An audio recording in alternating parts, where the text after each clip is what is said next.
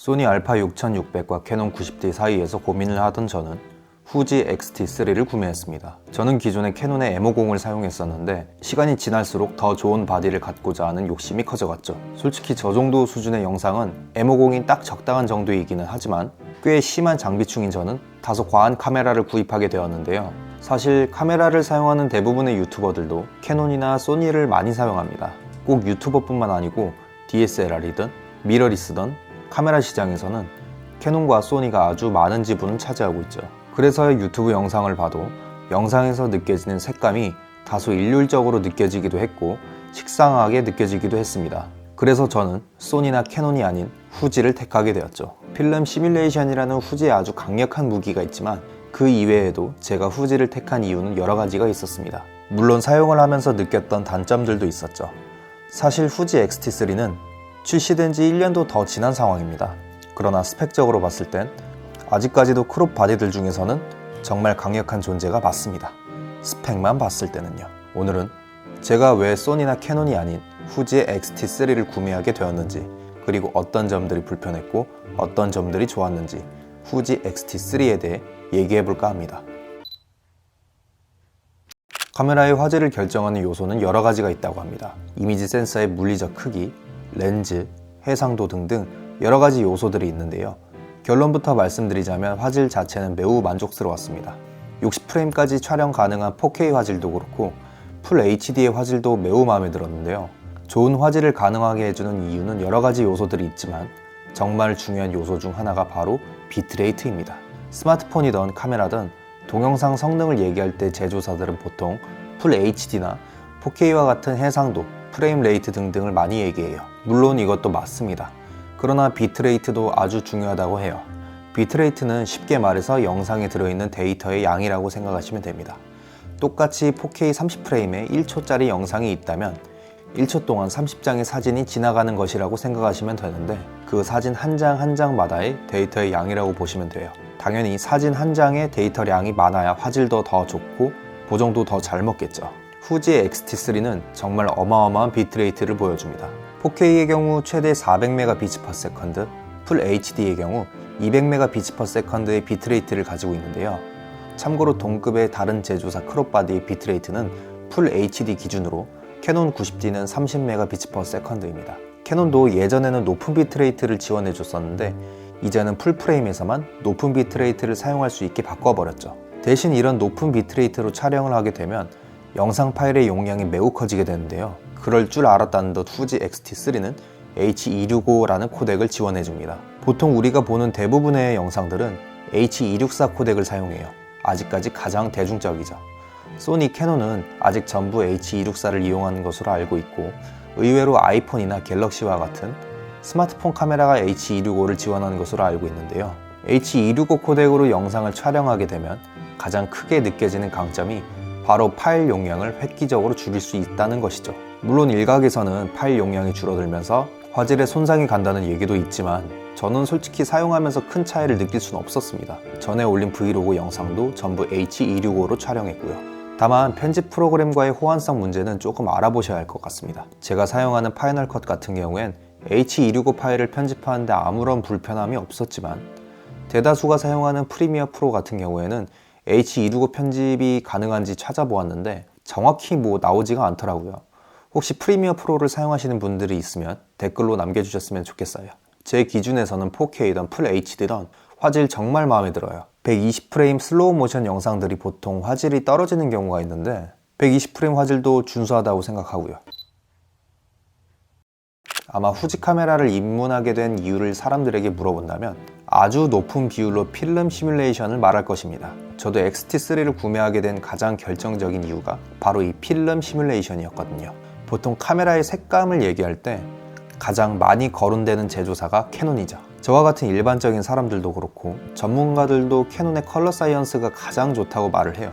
저도 동의합니다. 정말 이뻐요. 다만 처음에 말씀드렸던 것처럼 저는 개성 있는 색감을 원했어요. 캐논은 정말 이쁘지만 사용하는 사람들이 너무 많았고 소니는 S로고를 활용해 다양한 보정을 할 수 있지만 지나치게 시간이 오래 걸렸고요. 할 줄도 모르고요.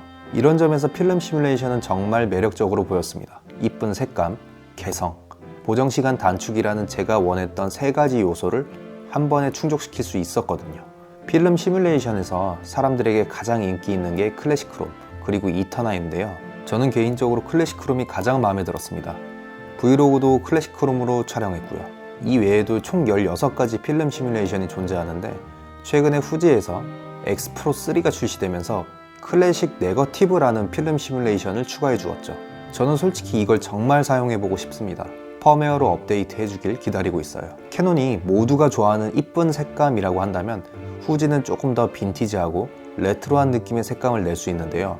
저는 개인적으로 너무 마음에 들지만 사람에 따라서 후지 색감은 호불호가 갈릴 수 있겠다는 생각이 들었습니다. 물론 꼭 필름 시뮬레이션이 아니더라도 다이내믹 레인지를 끌어모으고 색 보정을 더 용이하게 해주는 F로그도 존재하고 HDMI로 영상을 뽑아내게 되면 422 10비트 촬영이 가능하다고 해요.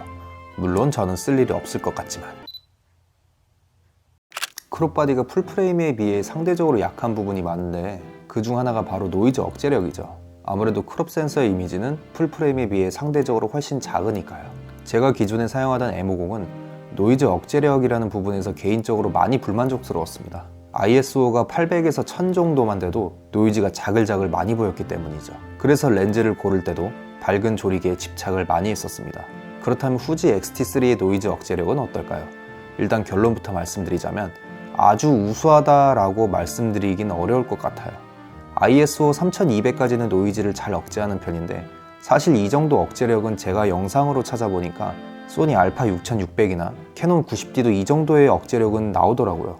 이면 조사형 센서를 사용했기 때문에 훨씬 더 좋지 않을까 하는 생각이 들었는데 그래도 크롭 센서는 크롭 센서인가 봅니다. 그냥 비슷한 가격대 다른 회사 카메라의 노이즈 억제력과 비슷한 편인 것 같아요. 그리고 그런 얘기가 있더라고요. 후지 카메라는 노이즈마저도 감성이다. 이런 얘기를 들었는데 솔직히 저는 공감하기 어려웠습니다. 취향의 부분이기는 한데 저는 개인적으로는 의도적으로 노이즈를 넣는 게 아니면 그냥 노이즈 없이 깨끗한 게 더 나은 것 같아요.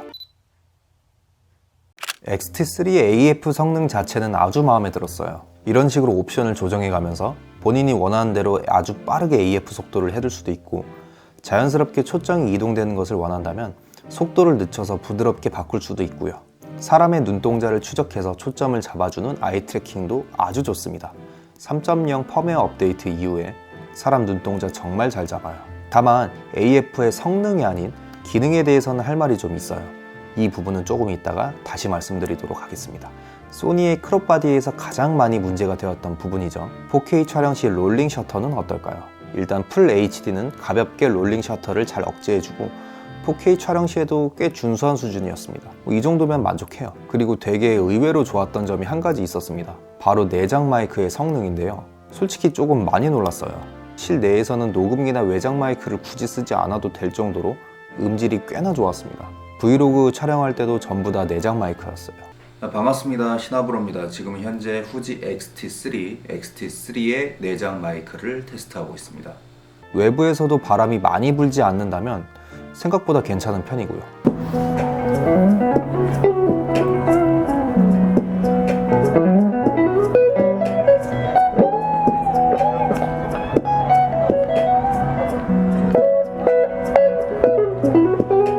원래는 외장 마이크를 하나 구입하려고 했는데 실내에서는 마이크를 따로 사용하지 않고 T3에 있는 내장 마이크를 활용해 볼 생각입니다. 다음은 카메라에 있는 단자들인데요. C타입을 넣어줬더라고요. 그래서 보조 배터리를 여기에 꽂으면 충전이 되지는 않지만 배터리를 거의 소진시키지 않고 촬영을 할 수가 있어요. 물론 배터리를 달기 위해 케이지를 구매해야 한다는 점도 있고 그럴 바엔 배터리 그립이 낫지 않은 생각도 들긴 하지만 SD 슬롯은 UHS-2를 지원한 슬롯 2개를 장착했어요. 저장 공간도 넉넉하게 확보할 수 있고 사진은 슬롯 1에 저장하고 동영상은 슬롯 2에 저장하는 방식으로 사용도 가능합니다. 사실 슬롯 2개는 거의 풀프레임에만 넣어주는 것으로 알고 있는데 후지는 풀프레임을 만들지 않아서 그런 건지 빵빵하게 잘 지원해주네요. 훌륭합니다. 이렇듯 X-T3는 출시된 지 1년이 지난 바디임에도 불구하고 최근 출시된 플래그십 크롭 바디들에 비해 전혀 밀린다는 느낌이 들지가 않았어요.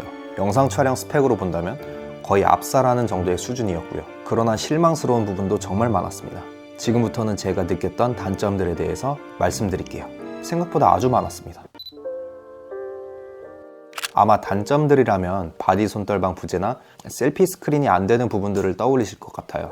저도 구매하기 전부터 이런 부분들은 인지를 했었고 이 두 가지 단점들은 기존의 다른 영상에도 많이 보셨을 것이라고 생각해요. 그래서 저는 이것보다 조금 더 깊게 단점들을 파고 들어가 보고자 합니다. 첫 번째로 AF인데요. 아까 말씀드렸던 것처럼 성능 자체는 나쁘지 않아요.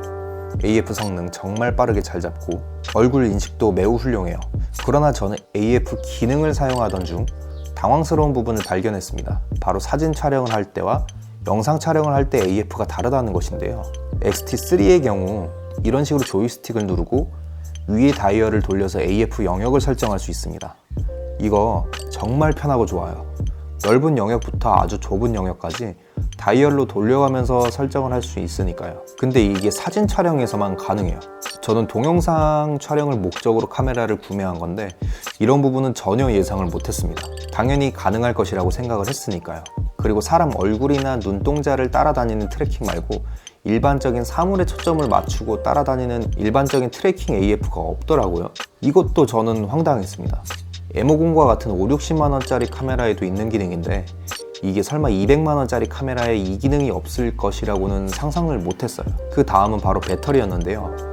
매우 실망스러웠어요. 물론 4K 촬영을 해서 그럴 수도 있고 카메라 세팅 방법에 따라 다르겠지만 그런 것들을 감안해도 정말 짧습니다. 4K로 녹화를 진행했을 때부터 배터리가 풀로 충전되어 있는 상태에서 1시간을 못 채우더라고요.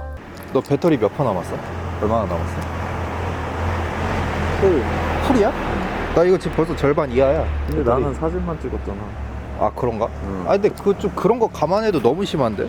뭐 풀 HD 같은 경우에는 조금 더 나은 부분이 있지만 1시간 반 정도에 불과해서 체감상 캐논 M50보다 확연하게 배터리 시간이 더 짧은 느낌이었습니다. 그리고 발열도 엄청 심해요. 물론 오버히트가 돼서 촬영 도중에 카메라가 꺼진다거나 그런 일은 없었습니다. 그러나 사용하면서 매우 찝찝한 부분이었고 발열 이슈 같은 경우엔 소니는 몇 년 전에 나온 6300에서 문제가 됐지 6500이 나오고 나서는 많이 개선이 됐고 6400부터는 발열을 정말 잘 잡은 것으로 알고 있는데 이런 부분에서는 상대적으로 많이 약한 모습을 보인다고 생각해요. 그 다음으로는 카메라 내부 설정인데요. 조리개, ISO, 셔터 스피드 이런 것들을 다이얼로 조정하는 게 저는 불편할 줄 알았는데 정말 편하더라고요. 영상 촬영 시 동영상 무음 모드를 이용해서 외부 다이얼이 아닌 화면 터치를 이용해서 여러 가지 설정들을 바꿀 수 있는 것도 좋았고요. 그런데 사용을 하다 보니 불편한 점이 있었습니다. 저는 영상을 찍을 때 후보정을 최대한 적게 하려고 하는 편이에요. 아직 사진도 JPG로만 찍고 로그 촬영도 하지 않습니다. 그래서 애초에 촬영을 할 때 채도, 대비, 샤프니스, 화이트 밸런스 등등을 일일이 맞춰놓고 찍어요. 캐논을 사용할 때는 커스텀 픽처 스타일을 이용해서 본인이 원하는 세팅 값을 저장해두고 촬영 환경이 바뀔 때마다 제가 쓰는 세팅으로 바로바로 바꿔서 사용이 가능한데 후지 X-T3는 그게 안 되더라고요. 저는 당연히 필름 시뮬레이션 설정 안에 채도, 대비, 샤프니스를 설정하고 이걸 프리셋처럼 저장해서 그때그때 사용이 가능할 줄 알았는데 이게 안 돼요. 촬영 환경을 바꿀 때마다 저런 세팅 값들을 일일이 바꿔줘야 하더라고요. 퀵 버튼으로 그나마 좀 빠르게 바꿀 수 있기는 한데 커스텀 해둔 걸 선택하는 것만큼 편하지는 않았어요. 이게 혹시 기능이 있는데 제가 못 찾는 게 아닐까 하고 정말 많이 찾아봤는데 없더라고요. 혹시 이게 가능한 방법이 있는지 기존 후지 유저분들이 아시는 부분이 있으면 댓글로 남겨주셨으면 좋겠습니다. 제가 못 찾는 것일 수도 있으니까요. 그리고 마지막으로 셔터 버튼이었는데요. 사실 저는 영상 촬영을 위주로 해서 잘 못 느꼈는데 주변에 사진을 취미로 찍는 친구가 알려주더라고요. 그 친구도 M50을 사용하는데 보시면 셔터 버튼이 약간 앞쪽 대각선으로 돼 있어서 사진을 찍을 때 손을 자연스럽고 편하게 카메라를 잡을 수 있는데 후지 X-T3 같은 경우엔 셔터 버튼이 완전히 위쪽 수직으로 돼 있어서 손목을 위로 의도적으로 꺾어서 찍어야 돼서 불편하다고 하더라고요. 사실 몇 장 안 찍는 거면 크게 상관은 없겠지만 장시간 동안 사진을 찍어야 하는 경우에는 셔터 버튼들이 수직으로 돼 있어서 그립도 불편하고 이게 무게도 꽤 많이 나가는 편이어서 오랫동안 촬영을 했을 때 손의 피로도를 많이 느꼈다고 했습니다. X-T3는 분명 저에게 많이 과한 카메라예요.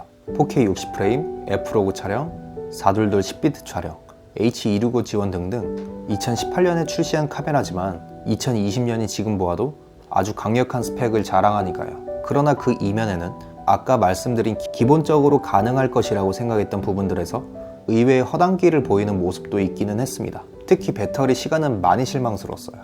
하지만 방금 말씀드린 정말 전문적인 촬영 방법 이외에도 필름 시뮬레이션의 개성 있는 색감이라던가 이미지 퀄리티라고 해야 할까요?